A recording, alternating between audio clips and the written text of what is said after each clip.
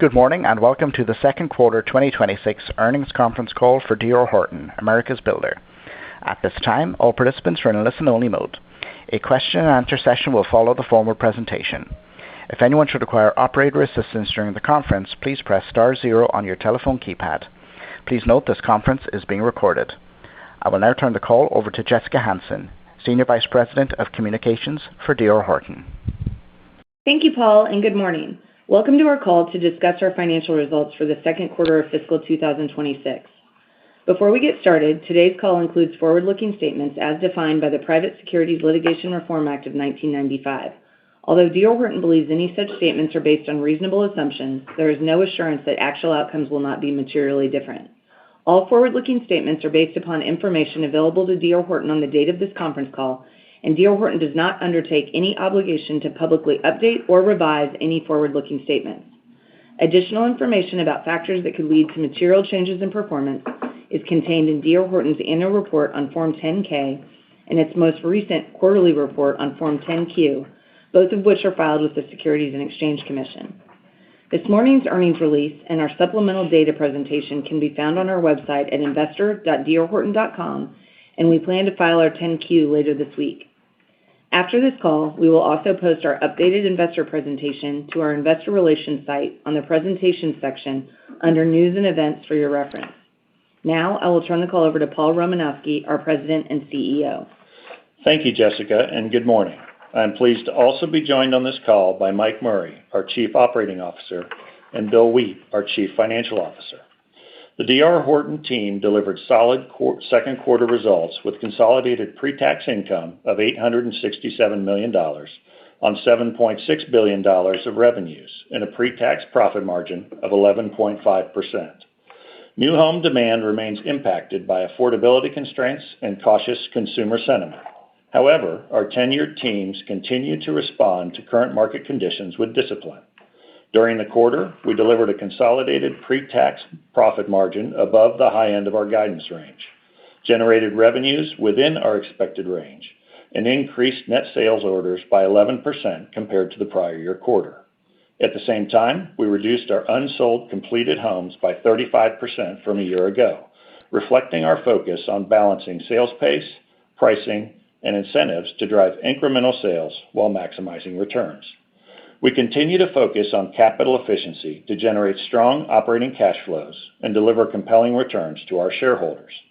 Over the past 12 months, we generated $3.7 billion of cash from operations and returned $4 billion to shareholders through repurchases and dividends.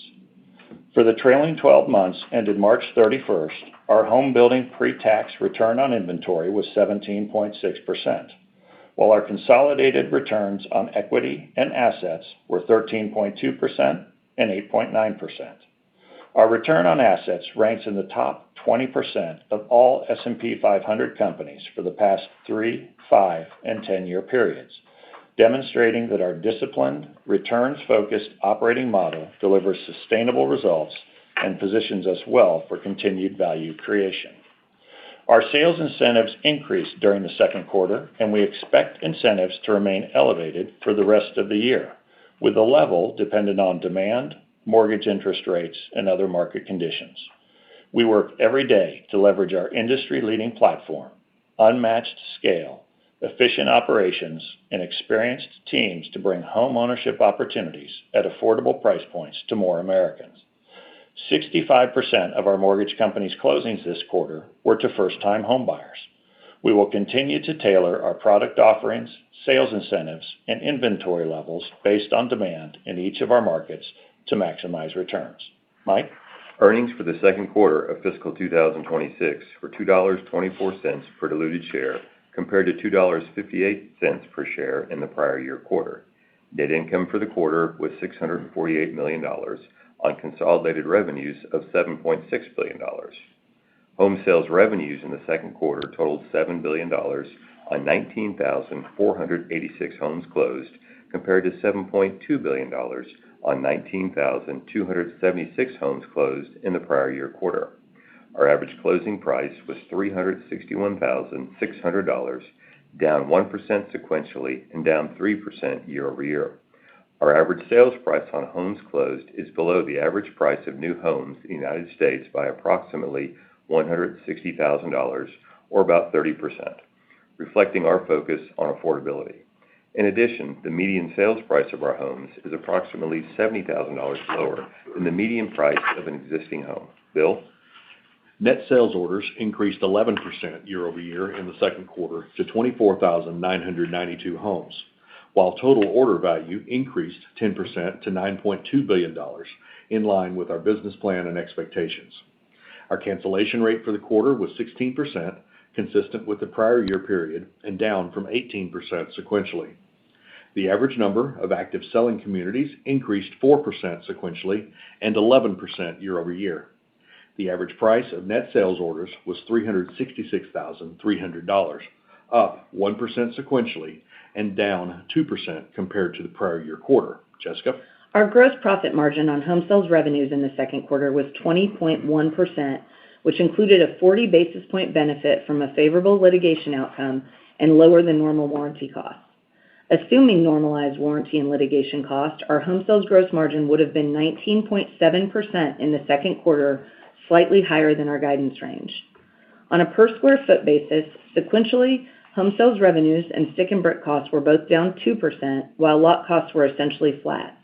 Year-over-year, home sales revenue and stick and brick costs were both down 4% per square foot, while lot costs were up 4%.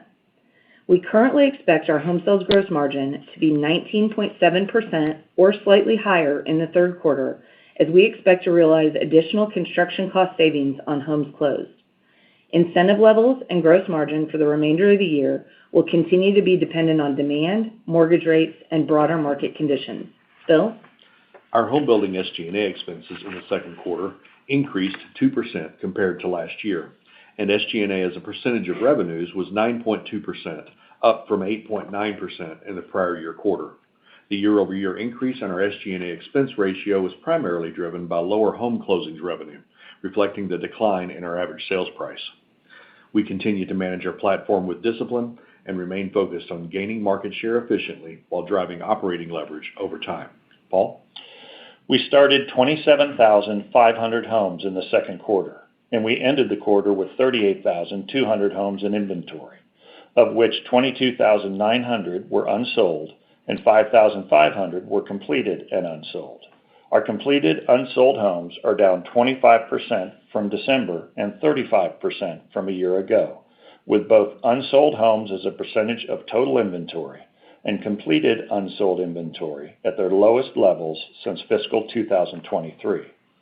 For homes closed in the second quarter, our median cycle time from home start to home close improved by almost a month year-over-year. Our improved cycle times enable us to hold less inventory and turn homes more efficiently. We expect starts in the third quarter to be lower than the second quarter, and we will continue to manage our inventory levels and starts pace based on market conditions. Mike? Our home building lot position at March 31st consisted of approximately 575,000 lots, of which 23% were owned and 77% were controlled through purchase contracts. We are actively managing our investments in lots, land, and development based on current market conditions. We remain focused on our relationships with land developers across the country to allow us to build more homes on lots developed by others. This approach enhances our capital efficiency, returns, and operational flexibility. In the second quarter, 67% of the homes we closed were on lots developed by either Forestar or third parties, up from 64% in the prior year quarter. During the second quarter, our home building investments in lots, land, and development totaled $2.1 billion, including $1.5 billion for finished lots, $500 million for land development, and $120 million for land acquisition. Paul? In the second quarter, our rental operations generated $12 million of pre-tax income on $212 million of revenues from the sale of 566 single-family rental homes and 216 multifamily rental units. At March 31st, our rental property inventory totaled $3 billion, including $2.7 billion of multifamily rental properties and $347 million of single-family rental properties. We remain focused on improving the capital efficiency and returns of our rental operations, and we currently expect our rental inventory to remain around $3 billion. Turning to our financial services operations, pre-tax income for the second quarter was $52 million on $193 million of revenues, resulting in a pre-tax profit margin of 26.8%. Mike? Forestar, our majority-owned residential lot development company, reported second quarter revenues of $374 million on 2,938 lots sold, with pre-tax income of $44 million. At March 31st, Forestar's owned and controlled lot position totaled 94,000 lots. 65% of Forestar's owned lots are under contract with or subject to a right of first offer to D.R. Horton. During the second quarter, we purchased $280 million of finished lots from Forestar. Forestar's strong, separately capitalized balance sheet, national operating platform, and lot supply position them well to provide essential finished lots to the home building industry and to aggregate significant market share over the next several years. Bill? Our capital allocation strategy remains disciplined and balanced, supporting an operating platform that delivers attractive returns and substantial operating cash flows. We maintain a strong balance sheet with low leverage and healthy liquidity, providing significant financial flexibility to adapt to changing market conditions and opportunities. During the first 6 months of the year, home building cash provided by operations totaled $619 million, and consolidated cash provided by operations was $442 million. During the second quarter, we repurchased 6 million shares of common stock for $904 million, reducing our outstanding share count by 8% compared to a year ago. We also paid cash dividends of 45 cents per share, totaling $130 million, and our board has declared a quarterly dividend at the same level to be paid in May.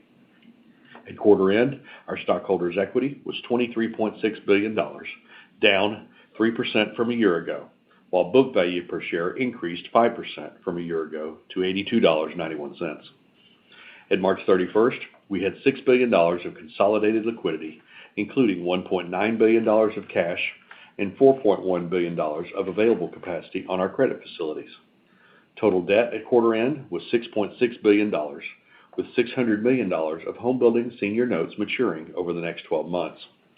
Our consolidated leverage at March 31st was 21.7%, and we continue to target leverage of around 20% over the long term. Jessica? Looking ahead to the third quarter, we currently expect consolidated revenues to be in the range of $8.8 to $9.3 billion, with homes closed by our homebuilding operations to be in the range of 23,500 to 24,000 homes. We expect our home sales gross margin for the third quarter to be in the range of 19.7 to 20.2%, and our consolidated pre-tax margin to be between 12.2% and 12.7%. For the full year of fiscal 2026, we now expect consolidated revenues of approximately $33.5 to $34.5 billion and homes closed by our homebuilding operations of 86,000 to 87,500 homes. We continue to forecast an income tax rate for fiscal 2026 of approximately 24.5%, operating cash flow of at least $3 billion, common stock repurchases of approximately $2.5 billion, and dividend payments of around $500 million. Paul? In closing, our results and positioning reflect the strength of our experienced teams, industry-leading market share, broad geographic footprint, and focus on delivering quality homes at affordable price points. These are key components of our operating platform that support our ability to aggregate market share, generate substantial operating cash flows, and consistently return capital to our shareholders.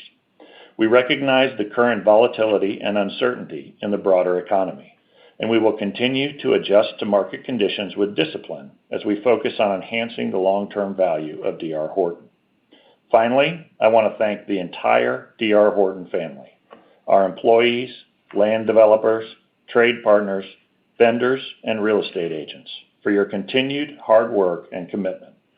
We look forward to continuing to improve our operations and expand home ownership opportunities for more individuals and families throughout fiscal 2026. This concludes our prepared remarks. We will now host questions. Thank you. At this time, we'll be conducting a question and answer session. In the interest of time, we ask that participants limit themselves to one question and one follow-up on today's call. If you would like to ask a question, please press star one on your telephone keypad. A confirmation tone will indicate your line is in the question queue. You may press star two if you would like to remove your question from the queue. For participants using speaker equipment, it may be necessary to pick up your handset before pressing the star keys. One moment, please, while we poll for questions. And the first question today is coming from Alan Ratner from Zelman. Alan, your line is live. Hey, guys. Good morning. Really nice job in a tricky environment, so congratulations. First question, would love to drill in a little bit more on the gross margin outlook. It sounds like, adjusting for the various warranty and litigation charges, it sounds like you're expecting pretty stable margins sequentially, which is, very encouraging given what's going on. I know you mentioned, you have some tailwinds there from lower construction costs. I was just curious if you can kind of give a little more detail on what you're seeing on that front lately, especially with the higher oil prices of late. We're starting to pick up some chatter about fuel surcharges, from suppliers and trades, and I'm curious if you're experiencing that, and in general, what your outlook there is, maybe beyond the third quarter, if oil remains near current levels. Yeah, sure. As we've discussed in prior quarters, we focused throughout our operations on sitting down with our trades and working our costs down as we held our starts back in Q4 and Q1.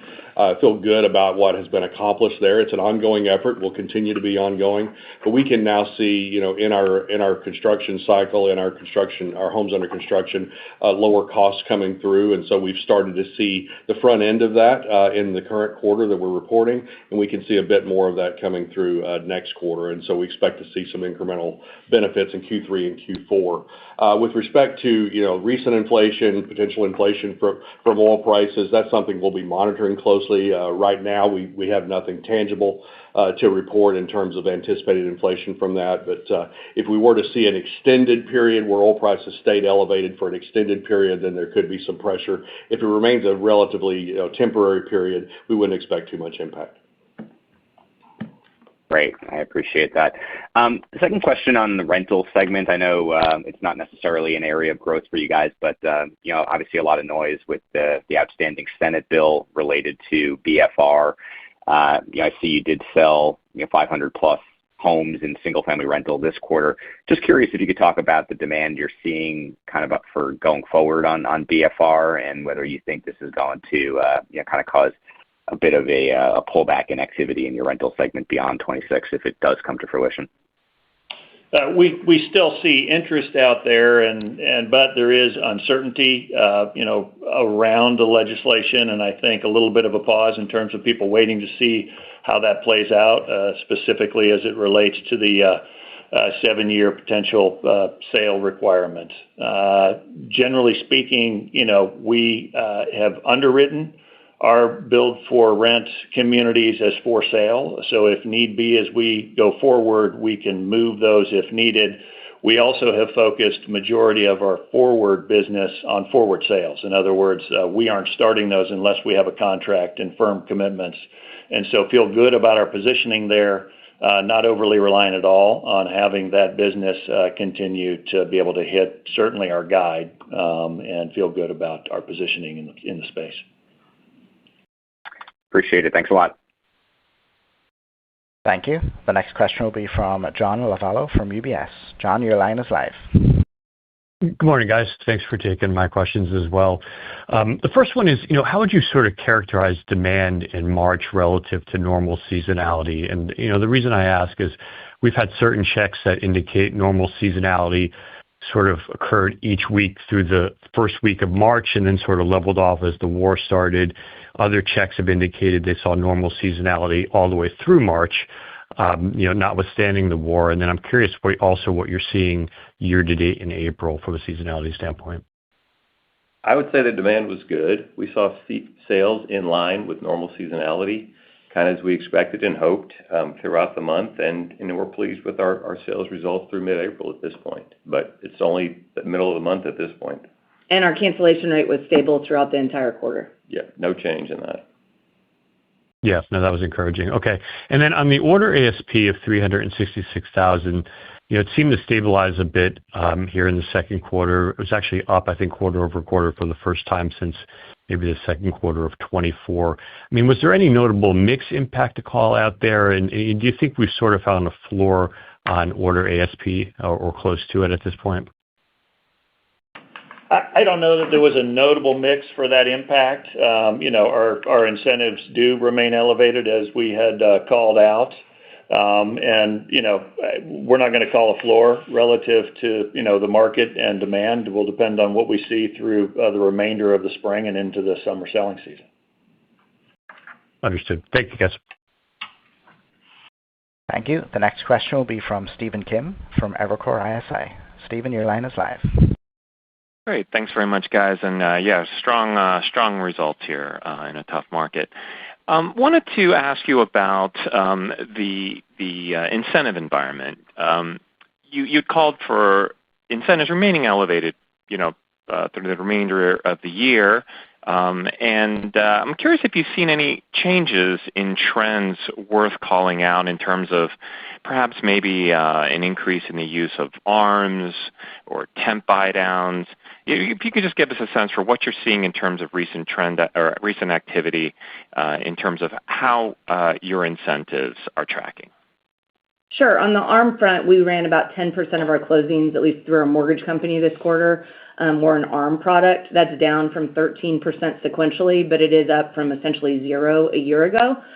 We are incentivizing. We've got products out there that are ARM incentives, so we are not surprised by that tick up. It's been somewhat strategic. I don't know that we expect it to grow materially from here. It could bounce around in that 10 to 15% range would be my guess today. And then in terms of just the buy down overall, we did have 90% of the buyers that utilized our mortgage company get some version of a permanent and or a temporary buy down this quarter, which is up. On our overall closings, that's roughly 73% of our closings had some form of a buy down. And could you give us a sense for overall what incentives may, in aggregate, represent as a percentage of the maybe the MSRP, the initial home price, and whether this has been whatever it is, I'm sure it's obviously elevated as you indicated. It sounds like there's no expectation to sort of bring that down, at least as far as you can see this year. And I'm wondering, how would you respond to folks who are worried that this is becoming a new normal, that the buyer has become conditioned to expect a very elevated level of incentives? And do you still have the same confidence that you had, let's say, 3 years ago when we started getting into this mess, that you're going to be able to bring those incentives all the way back down to the level they historically were?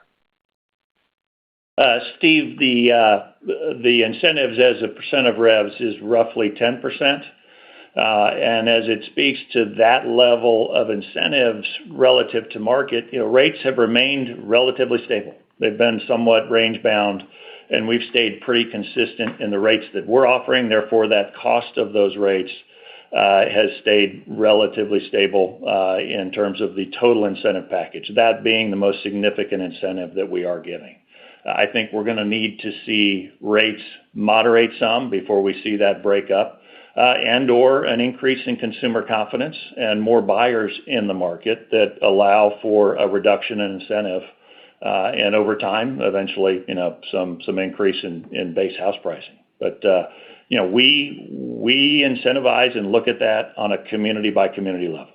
We do have communities that we see a reduced incentive level. We haven't seen that come in aggregate when you look at our overall revenues. And as we focus on selling earlier in the process, we see the opportunity to hold back on some of those incentives as well. Okay, great. Thanks. Thank you. The next question will be from Ryan Gilbert from BTIG. Ryan, your line is live. Hi, thanks. Good morning, everyone. Just first question on selling, what you just said on selling homes earlier in the process. It does look like, based on the backlog data, you've been able to sell more homes before they've been completed. Is that just a function of the drop in standing inventory, or are you able to offer more incentives on homes under construction than you have been able to previously, or have consumer preferences shifted away from completed spec? With our cycle times where they are today, we're able to sell earlier and still put them into the BFC, if that's the incentive that we're needing to get them across the finish line. Whereas before, our construction cycle times were elongated and we weren't able to do that. But usually when we sell a home earlier, we actually see a gross margin lift versus selling a home later. Okay, got it. Thanks. And then second question on starts, pretty big year-over-year pickup. Did you increase starts throughout the quarter? Did you need to make any adjustments as a result of the Iran conflict? It sounds like potentially not based on the third quarter guidance, but yeah, any color on the starts cadence throughout the quarter? And then if you think 3Q will also be down on a year-over-year basis in addition to sequentially. On the starts for the quarter, we maintained our plan for the quarter throughout the quarter, and we felt really good with the sales demand we saw. So the starts plan was in line and continued. I think we'd expect to be seeing starts down sequentially in Q3, but likely roughly flat with what we had last year, somewhere in that range. Obviously dependent upon the sales environment at a community level. All right, thanks very much. Thank you. The next question will be from Sam Reid from Wells Fargo. Sam, your line is live. Thanks, everyone. Just wanted to talk through the cycle time benefit you got in the quarter relative to last year. I know this came up a little bit on the prior question, but how much of the 1-month improvement was explicitly from lower construction cycle times versus shorter complete to close?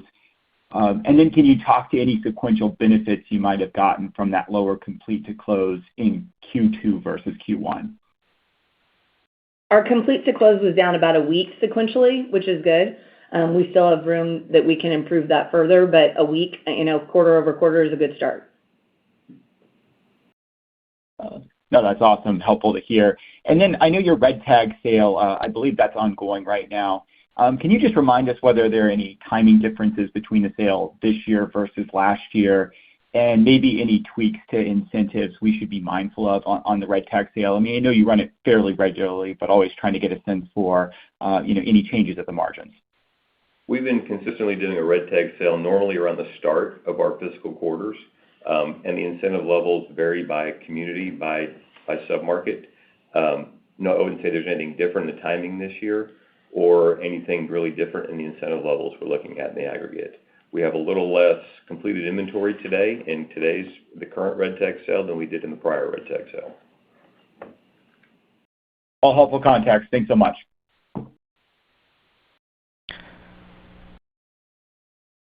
Thank you. And the next question is coming from Matthew Bouley from Barclays. Matthew, your line is live. Hey, good morning, everyone. Thank you for taking the questions. So I wanted to first get a sense of what led the margins to be above your guidance, and presumably, with that continuing to how you're thinking about Q3 here. So was it kind of a reflection of the 6% mortgage rate environment we had from earlier this year? I mean, it sounded like lot costs at 4%, probably a little bit lower than what we've seen recently, maybe more success on stick and brick than you had thought. Just sort of how do you bucket all that out? Thank you.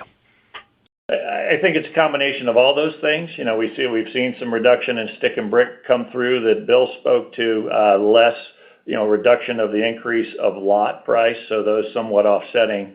And then we saw a fairly strong quarter from a demand perspective. And, just under 25,000 homes sold in the quarter allowed us to hold incentives, maybe a little more than we had anticipated. And that's the result of our margin being at the high end or above our guide. Got it. Okay, no, that's perfect. And then, secondly, I wanted to dig in back to that ARMs question. So, I guess number one, was there any more sort of temporary buy downs on top of the ARMs, or is that 10% you mentioned kind of the whole thing? But then more specifically, I guess going from 0 to 10%, or if it's more with the temporary buy downs, like, is there a rule of thumb, or how would that impact your home building gross margins relative to your financial services margins as well? Thank you. I don't think it had a really significant material impact on the company. I think the ARM product has been pretty slow on the uptake this time versus prior cycles, and people definitely prefer a 30-year fixed rate mortgage. And it is up 10% from 0 last year, but it's down 3% from Q1. So it's not having a significant impact, truly, on margins at the home builder or the financial services team at this point. Okay, got it. Thanks, guys. Good luck. Thank you. The next question will be from Anthony Pettinari from Citi. Anthony, your line is live. Good morning. On stick and brick, you talked about trends in building products costs. I'm just wondering if you could talk a little bit more about the labor piece, what that is year-over-year, and is there kind of an opportunity to keep driving that down on a year-over-year basis, and sort of what you're doing there? We are seeing consistent labor and plenty of labor in the market, hence our reduced cycle times, and we continue to see those. The construction cycle times have slowed in terms of reduction just because we're below our historical average pace of home construction. So with more labor means more competition, and so we've seen certainly a portion of those total stick and brick savings come through labor as well as some mix of materials. That specific amount or percentage or split we don't have, but expect to see with what we're seeing in the market that we continue to see some stick and brick savings show up, especially into our third and our fourth quarter in our homes that we close. Okay, that's helpful. And I'm wondering if you could give any more kind of regional color on market strength and particularly what you're seeing in Texas and Florida this spring season. I think we're seeing, good demand in Texas, consistent as well in Florida. The markets feel pretty good to us. Generally across the country, I would say that most of our markets are performing well in line with the expectations. Perhaps a little bit of softness in a few of our markets that have kind of a traditionally heavy exposure to the software industry. That buyer's sentiment may be off a bit. Other than that, just kind of a good start to spring. Pretty encouraged. Okay, that's helpful. I'll turn it over. Thank you. The next question will be from Trevor Allison from Wolfe Research. Trevor, your line is live. Apologies, look like we just lost Trevor. We'll come back to him if he comes back in. The next question will be from Michael Rehaut from J.P. Morgan. Michael, your line is live. Great. Thanks, everyone. Good morning. I wanted to circle back to comments you made earlier about demand trends in March and April, and you kind of indicated that, I believe, March in line with seasonality, and you're pleased so far with April. I was kind of curious if you could kind of go a little bit more into detail on that. Obviously, the consumer sentiment data has come out a little shaky since the start of the Iran war. A lot of volatility, a lot of headlines. I'm just kind of curious what you're seeing, more on a bottoms-up basis from your home buyers and, week to week, if, perhaps the month as a whole might have been kind of consistent with seasonality, but if you saw any more, volatility on a week-to-week basis. We don't generally comment on intra-quarter in terms of monthly trends, but to reiterate what Mike said, demand was good throughout the quarter and in line with our expectations and normal seasonality. Normal seasonality would be that, February into March and into April are really getting into the heart of the spring selling season. And we didn't see any meaningful impact or disruption to the business that we would tie to any, global or gas-related price increases. And I'd said earlier, but also our can rate was stable throughout the quarter, which is another positive. Okay. Appreciate it. I guess secondly, you highlighted, gross margins being stable going to the third quarter, if you exclude the 40 basis point benefit, also expecting to benefit from lower costs into the third quarter, perhaps, if I heard it right, more than the second quarter as some of those benefits compound, let's say, or you feel the fuller impact. with flat gross margin sequentially, and you have better continued gains on the lower costs, are there anything that's offsetting that otherwise you wouldn't see a potentially slight sequential improvement? And I'm thinking in particular if, perhaps there's still kind of some movement around incentives or higher land costs, or any factors that might offset the otherwise benefit from lower construction costs. We do continue to expect our lot costs to incrementally be a bit higher. It was relatively flat this quarter sequentially, but year-over-year still up 4%. So that is a continuing, headwind that our base case for this year was that we would see enough improvement in our stick and brick labor costs to offset that. And that's what we've seen thus far. That's kind of what we see as we look into Q3 right now. Obviously, incentive levels will depend on demand and mortgage rates and all the other factors that will impact our selling process. But so that remains to be seen what will happen on the incentive front. Very great. Thank you. Thank you. And the next question will be from Trevor Allison from Wolfe Research. Trevor, your line is live. Hi, good morning. Thank you for taking my questions.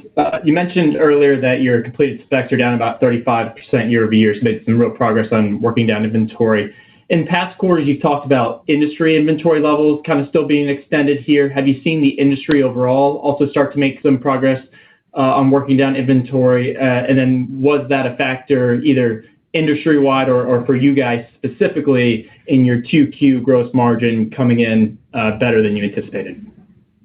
I think we have seen inventory levels reduce across, the competitive environment, and I think similar to what we have done, a little more control on starts, and that being dependent on the sales pace and demand. And we have absolutely, watched that closely week to week and managing our starts in line with our housing demand that we see and our expectations as we move from quarter to quarter. So we feel good, very good about our inventory position, and good about the starts level that we had as it related to our sales throughout the quarter.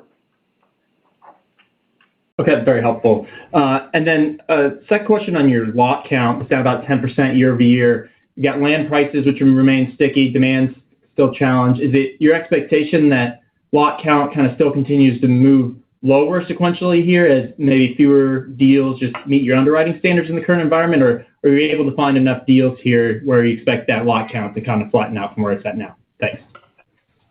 I think we feel really good about the current lot position we have, and we're, probably as good as we've ever been in the company's history of positioned with our land pipeline, such that we're able to kind of pass on deals that don't make sense in today's current incentive environment, and being disciplined in our approach to the underwriting.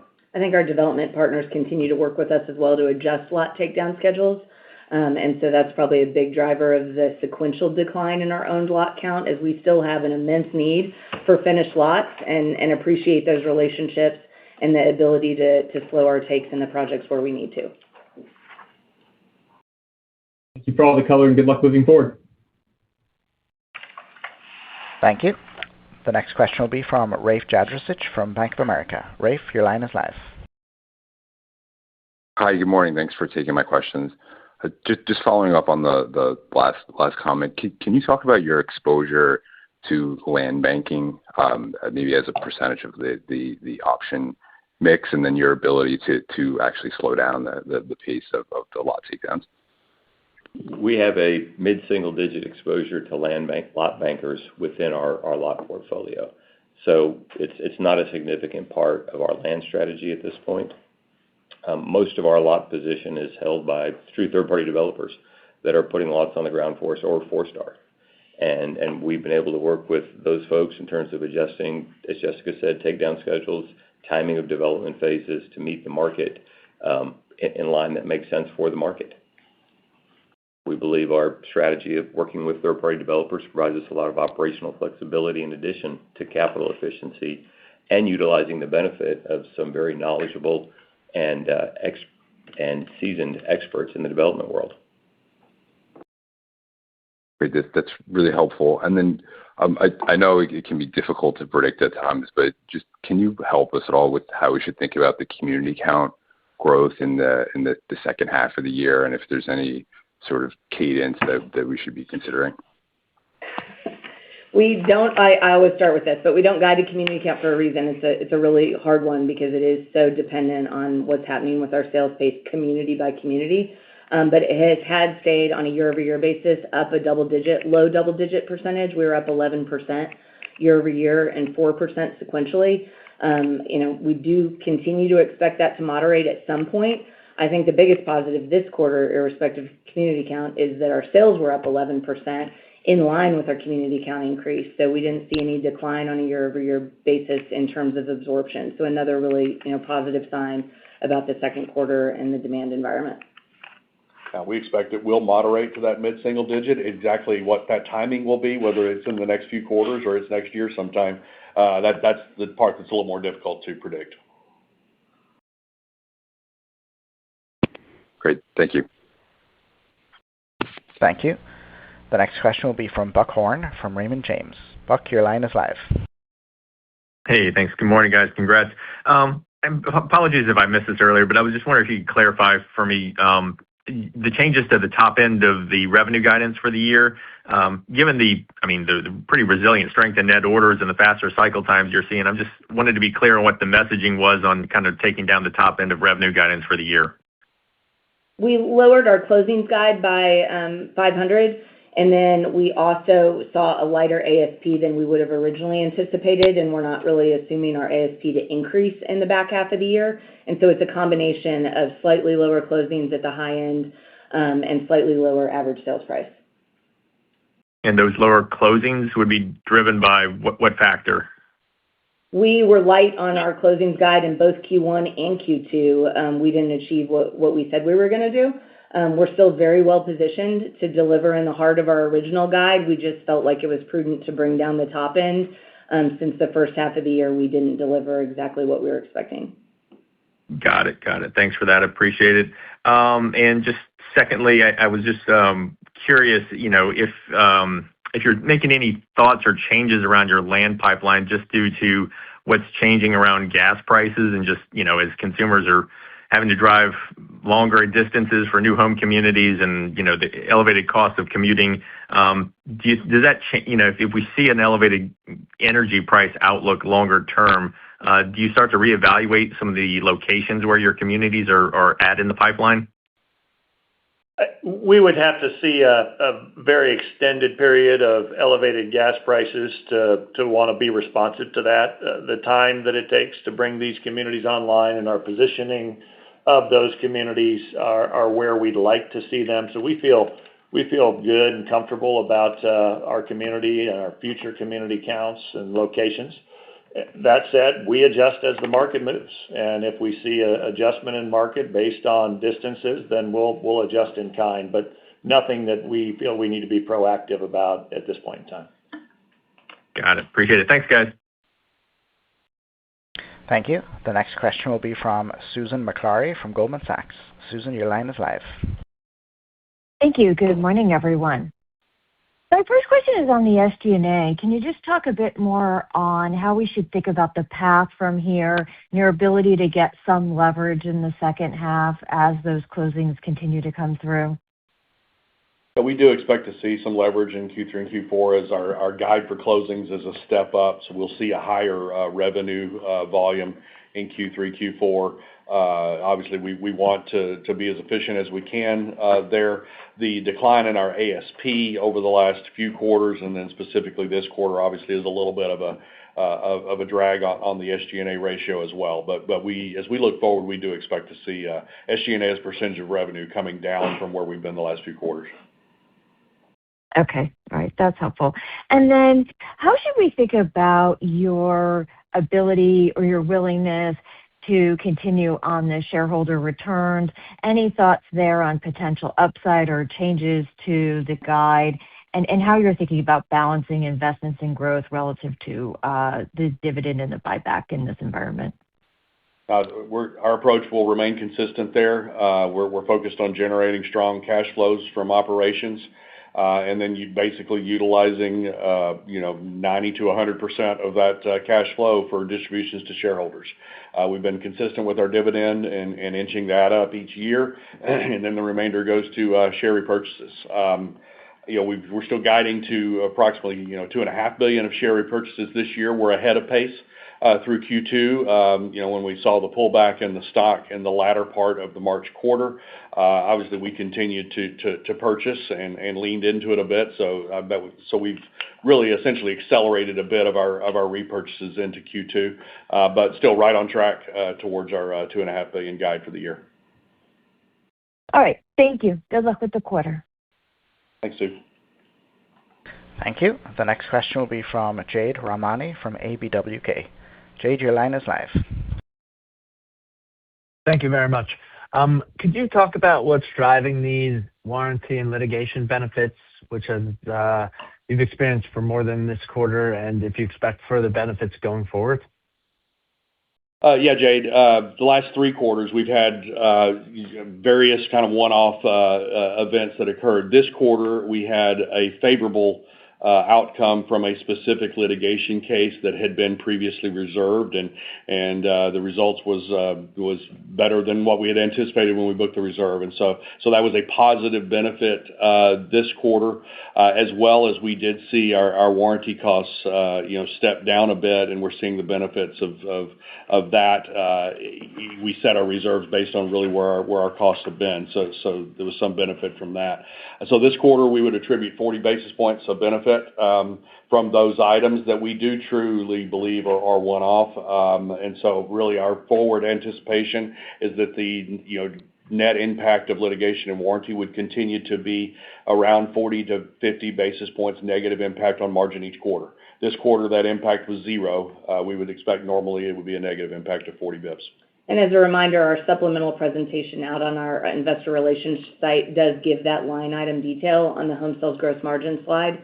And so you can see quarter to quarter what that is. And if you go further back than the last 3 quarters, you'll see we're right in the heart of that 40 to 50 basis point typical impact.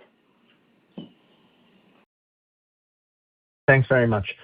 And in terms of the share buybacks, is there a multiple at which above book value you don't think it makes sense, and where you would look to rather lean on the dividend as a way to efficiently return capital? We look at all aspects of our distribution strategy, and valuation of where the stock is a component of that. However, we're committed to continuing to distribute the substantial majority of our cash flow to our shareholders. We've typically kept the dividend at a more consistent level, because any payment of dividends, you prefer that to continue to increase over the long term, and we are very reluctant to reduce dividend levels. And so the share repurchase would be the element that would be more likely to either toggle up or toggle down over time. Thank you. Thank you. The next question will be from Mike Dahl from RBC Capital Markets. Mike, your line is live. Good morning. Thanks for taking my questions, and nice results. I just wanted to ask a clarifying question on the incentives. I believe in the opening remarks, you made a comment about incentives continue to increase in the quarter, but then a lot of your subsequent commentary, it sounded like it was actually a little more stable. So I just wanted to kind of confirm, was that a comment that was sequential or year on year? And then I understand that on a forward basis, the market conditions will dictate where you go with that. But in terms of what's embedded in the 3Q guide, is that for stable sequential incentives or a different level, good or bad? I think you heard that properly, as stable incentive levels from Q2 to Q3. In Q2, about 61% of our homes closed were sold within the quarter, so they're very reflective. The results were reflective of the market conditions we experienced, and that's what we're kind of projecting forward from an incentive level. Okay, so the 10% you experienced in 2Q, was that also stable relative to 1Q? It ticked up slightly, but it was essentially rounded to the same number. Got it. Yeah. Okay. That makes sense. I wanted to also follow up on the material cost dynamic. I appreciate that you guys have some forward visibility given the way you negotiate with your trades and labor. We've now seen, a slew of price increase announcements across a large basket of construction materials and building products, understanding that, it may take time for those to go through. It may fluctuate based on ultimately what's happening on the ground today. But from a timing standpoint, if we start seeing price increases go into the market later this spring, when does that flow through is that a fiscal 27 closings dynamic for you at this point in the year? Are you pretty locked for 26 starts and closings? If we started to see those price increases truly come through, then yes, that would be more of an impact on fiscal 27. Certainly we'd see some, but I think probably offset in balance, and we really haven't seen that to date. So we'll just see how that goes based on what occurs in the world. Increases get announced a lot. That doesn't mean we actually take them. Yeah. Of course. Okay. Thank you. Thank you. The next question will be from Ken Zener from Seaport Research. Ken, your line is live. Thank you. Good morning, everybody. Given your normal order seasonality, did your teams tell you that you guys gained share, or is that kind of just the demand environment? Hard for us to gauge what we're doing on share versus the overall environment. It felt pretty good. Anecdotally, I'd say maybe it's a little bit of share, but I don't know. We'll find out when everybody else reports. Over the next week and a half, I think you'll have a pretty good idea. Yeah. Our teams are focused on each of their communities and just executing on the plans. Right. No, it's very impressive. And then your lower land costs, I think you said it was up 4% year-over-year. Could you give us some context to that? I think it was more in the mid to high single digits. And then can you talk to the benefit you believe you're realizing from when you slowed down starts to renegotiate? Just trying to understand how those two factors might play out going forward. Thank you. When you talk about the benefit of slowing starts, are you talking on the land side or on the labor side? Labor? Yeah. Yeah, I think that... It could be both. Really just illuminate us, if you would. Yeah, I think that what we have seen and expect to see as we go into the third and fourth quarter, that the stick and brick savings between both materials and labor will offset any increase that we see on the land side. We have, as we've gone through community by community, just like we do on the sales and our incentive level, this is a regular discussion with our development partners and/or landowners relative to the terms of any particular deal. And, we've seen some savings on land deals, not widespread, but some land and lot reductions based on the reality of the environment and the pace at which we're buying lots and/or starting homes. And Ken, to the first part of your question, we did see moderation in terms of that increase on a year-over-year basis. We were up 6% last quarter, 4% this quarter. Too early for us to say it's going to continue to decline or stay right in that 4% range. But we have expected, as we continue to move through our more recently purchased land, that will moderate in terms of the year-over-year increase. Thank you. Thank you. The next question will be from Jay McCanless from Citizens. Jay, your line is live. Hey, good morning, everyone. Jessica, I wanted to go back to a comment you made about a gross margin tailwind on homes that you guys sell earlier in the construction process. Is that some extra upgrades going in, or is that just some cost attribution flowing through? Some of that comes from, choice, selling earlier in the process compared to a completed home or one that we may be more motivated to move off balance sheet and get a buyer in there. So when we sell early in the process and there's a little more choice, whether that's lot selection or some of the things that go in the homes, I think those all attribute to a slight advantage on gross margin at time of sale. Yeah, just to clarify that we would expect a slightly higher margin on homes sold earlier in the construction process than those that are sold when they're complete. Just to make sure we got the headwind, tailwind on margin and cost of sales. And we typically always talk to the point that once a home's completed and unsold for a period of time, we do start to see the margin degrade, which is why we have such a focus on not letting our completed specs age, and how pleased we are with our completed spec reduction today. Okay, that's great. Thank you for that explanation. The second question I had, I guess along those lines, if you are able to sell a little bit earlier, I guess how much were you able to raise prices in certain markets this quarter, or is it still kind of tricky to pull that off? It's certainly tricky to measure with any consistency because that is a community by community balance. In some cases, it's a reduction of incentive compared to a price increase, and trying to nail that down and put a number to it is just not something that we have.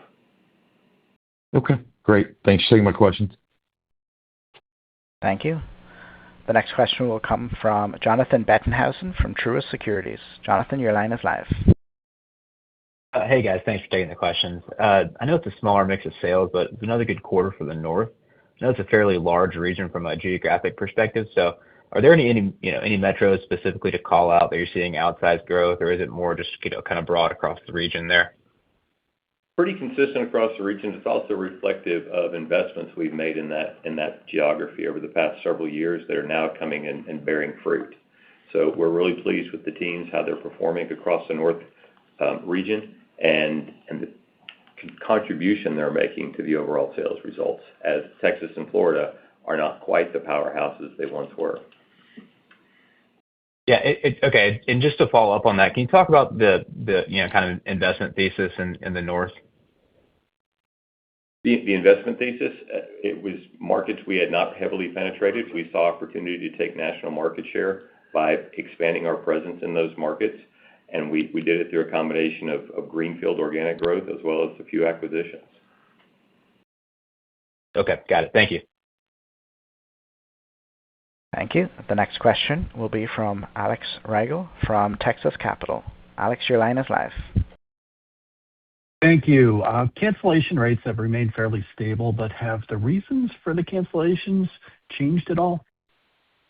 No, we continue to see that the vast majority of our cancellations are due to the buyer ultimately not being able to qualify for the mortgage once they get into the full documentation process. Thank you. Thank you. And the next question will be from Alex Barron from Housing Research Center. Alex, your line is live. Thank you. Good morning. I was recently in San Antonio and saw you guys had several communities priced in the high 100s, low 200s. And I was wondering if that's just something you're only doing in that market, or it's a new push you guys are doing across more markets to build more lower priced, affordable communities. Alex, we have focused on finding a more affordable product and doing it where we can in the markets that especially allow the smaller lot prices and allow for those smaller square footages. Not something we can do across all municipalities in the country. We still face a lot of minimum lot size requirements that put the cost of the lot out of range to achieve that, and/or minimum square footages. But where we can achieve, we have seen good success with that, and certainly in Texas, allowing to get some of the lowest prices we can provide around the country, where you're seeing in San Antonio, and we're seeing those across the Texas markets and feel good about that positioning.